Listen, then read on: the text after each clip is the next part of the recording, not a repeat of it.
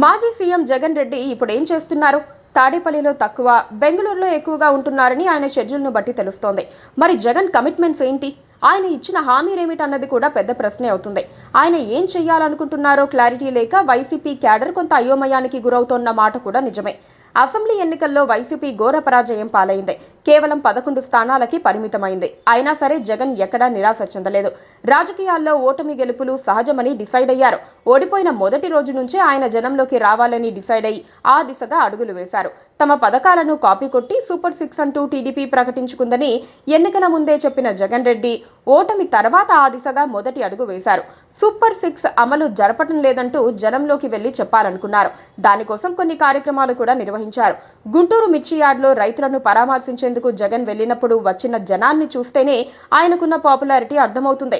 జగన్ను నిలువరించేందుకు కూటమి ప్రభుత్వం వైసీపీ నేతలను అరెస్ట్ చేస్తూ వస్తోంది. తమ నేతలకు ధైర్యం చెప్పేందుకు జగన్ రెడ్డి జైలు వద్దకు వెళ్లి వారిని కలుస్తున్నారు. ఇటీవల ఒక నెల కాలంగా జగన్ కాస్త రాజకీయ కార్యక్రమాలకు దూరంగా ఉంటున్నా ఆయన అన్ని అంశాలను పరిశీలిస్తూనే ఉన్నారని పార్టీ వర్గాలంటున్నాయి. ఆయన ఎక్కడున్నా తాజా పరిణామాలు తెలుసుకుంటూ కీలక నేతలకు దిశానిర్దేశం చేస్తున్నారు. జగన్ పార్లమెంటు నియోజకవర్గాల వారీగాను జిల్లాల్లోనూ పర్యటించాలనుకున్నారు. కొన్ని జిల్లాల నేతలను పిలిపించి మాట్లాడారు.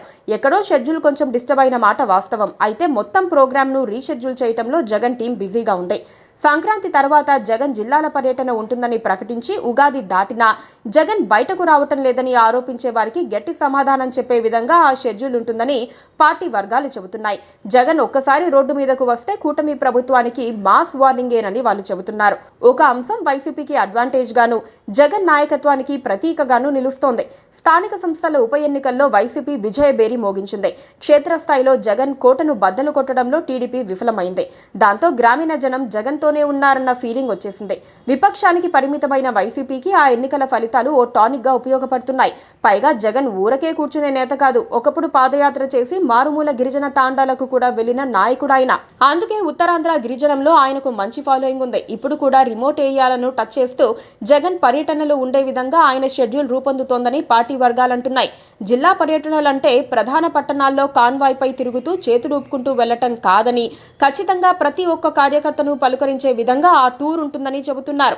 పార్టీ కార్యకర్తలు ఎవ్వరూ అధైర్యపడవద్దని, త్వరలోనే జగన్ జనంలో ఉంటారని చెబుతున్నారు. Please subscribe to KTV Telugu. KTV Telugu. KTV Telugu channel.